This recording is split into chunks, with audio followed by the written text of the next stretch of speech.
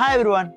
So ഇന്നത്തെ നമ്മുടെ വീഡിയോയിൽ നമ്മൾ ഡിസ്കസ് ചെയ്യുന്നത് എന്താണ് ടാക്സ്, അല്ലെങ്കിൽ ഇപ്പം നമ്മൾ യൂസ് ചെയ്തുകൊണ്ടിരിക്കുന്ന GST എന്താണ്, ഇതിൻ്റെ കുറച്ച് ബേസിക് ആയിട്ടുള്ള കാര്യങ്ങളായിരിക്കും ഇന്ന് നമ്മളിവിടെ പറഞ്ഞിട്ടുണ്ടാവുക അല്ലേ.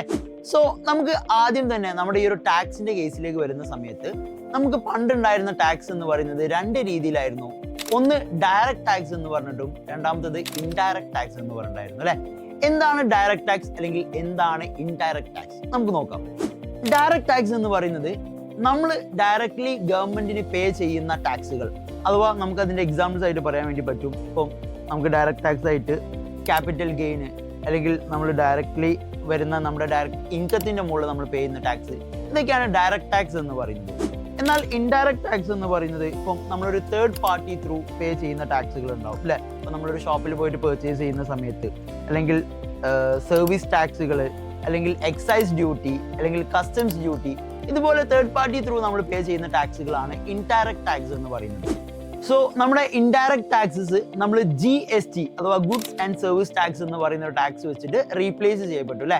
ജൂലൈ 2017 മുതലാണ് നമ്മുടെ GST ഇംപ്ലിമെന്റ് ചെയ്തിട്ടുള്ളത്.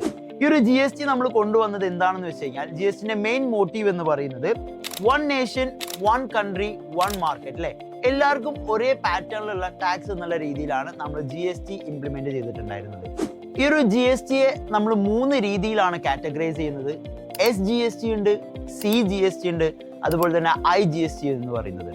SGST എന്ന് പറയുന്നത് സ്റ്റേറ്റ് വൈസ് ആയി വരുന്നതും, CGST എന്ന് പറയുന്നത് സെൻട്രൽ വൈസ് ആയിട്ട് വരുന്നതും, IGST എന്ന് പറയുന്നത് ഇന്റർ സ്റ്റേറ്റ് ആയിട്ട് വരുന്ന GST ടാക്സുകളാണ്. ഏതൊരു ബിസിനസ് ഫേമും അവരുടെ GST രജിസ്റ്റേർഡ് ചെയ്ത് കഴിഞ്ഞാൽ അവർക്ക് GST ഇൻ എന്ന് പറഞ്ഞ ഒരു പാറ്റേണിലായിരിക്കും അവരുടെ GST നമ്പേഴ്സ് അവൈലബിൾ ആവുന്നുണ്ടാവുക.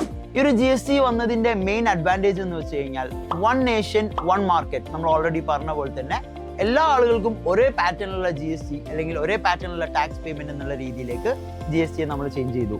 അതുപോലെ തന്നെ നമുക്ക് ട്രേഡിംഗ് വളരെ ഈസി ആയി അല്ലേ.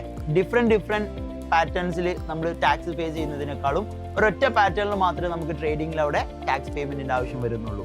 പിന്നീട് നമുക്ക് പറയാൻ പറ്റിയതാണ് ടാക്സ് ഓൺ ടാക്സ് അല്ലെ. നമുക്ക് ഡബിൾ ടാക്സ് പോലുള്ള കാര്യങ്ങൾ കംപ്ലീറ്റ്ലി എന്തായി ഒഴിവാക്കി അല്ലെ. അഥവാ നമ്മളിവിടെ പറയുന്നത് നമുക്ക് ഡിഫറെന്റ് കാര്യങ്ങളുടെ മുകളിൽ അല്ലെങ്കിൽ ഡിഫറെന്റ് പാറ്റേൺസ് നടക്കുന്ന സമയത്ത് ടാക്സുകൾ പേ ചെയ്യേണ്ട ഒരു സിംഗിൾ ടാക്സ് എന്നുള്ള രീതിയിൽ എന്തായിട്ടുണ്ട്, ടാക്സിന്റെ പാറ്റേൺ എൻറ്റയർലി ചേഞ്ച് ആയി. ഈ ഒരു GSTയുടെ മുകളിൽ റിട്ടേൺ ഉള്ളത് കൊണ്ട് തന്നെ ഒരുവിധ എല്ലാ കസ്റ്റമേഴ്സും GST ബില്ലുകൾ ഡിമാൻഡ് ചെയ്യാൻ തുടങ്ങി. അതുകൊണ്ട് തന്നെ ബ്ലാക്ക് മണി പോലുള്ള ഒരുപാട് കാര്യങ്ങൾ നമുക്ക് ഇവിടെ റെഡ്യൂസ് ചെയ്യാൻ വേണ്ടി പറ്റിയിട്ടുണ്ട്.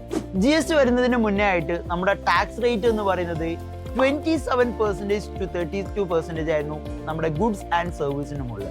എന്നാൽ GST വന്നതിന് ശേഷം നമ്മുടെ കംപ്ലീറ്റ് ടാക്സുകളെ നമ്മൾ ഡിഫറെന്റ് സ്ലാബുകളാക്കിയിട്ട് ചേഞ്ച് ചെയ്തു. ഇപ്പൊ നമ്മുടെ ഗുഡ്സ് ആൻഡ് സർവീസിലേക്ക് നോക്കുന്ന സമയത്ത് 0%, 5%, 12% ആൻഡ് 18% ഇങ്ങനെ 4 രീതിയിൽ നമ്മൾ ടാക്സ് സ്ലാബുകൾ ക്രിയേറ്റ് ചെയ്തു.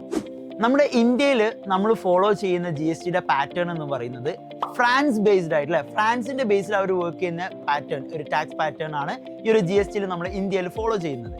സോ ഇത്തരം കാര്യങ്ങളാണ് GSTയെ പറ്റിയിട്ട് നമുക്ക് വളരെ ബേസിക് ആയിട്ട് അറിഞ്ഞിരിക്കേണ്ടത്. സോ GST എന്താണ്, എങ്ങനെയാണ് ടാക്സ് പേയ്മെന്റ് വരുന്നത്, ഏതൊക്കെയാണ് ടാക്സ് സ്ലാബുകൾ എന്നുള്ളത് നമുക്ക് ഈ ഒരു വീഡിയോയിൽ കൃത്യമായിട്ട് മനസ്സിലാക്കാൻ വേണ്ടി പറ്റുന്നുണ്ട്. So thank you so much. ഈ ഒരു വീഡിയോ ഇഷ്ടപ്പെട്ടിട്ടുണ്ടെങ്കിൽ നിങ്ങളെ എല്ലാ ഫ്രണ്ട്സിലേക്കും ഷെയർ ചെയ്യാം.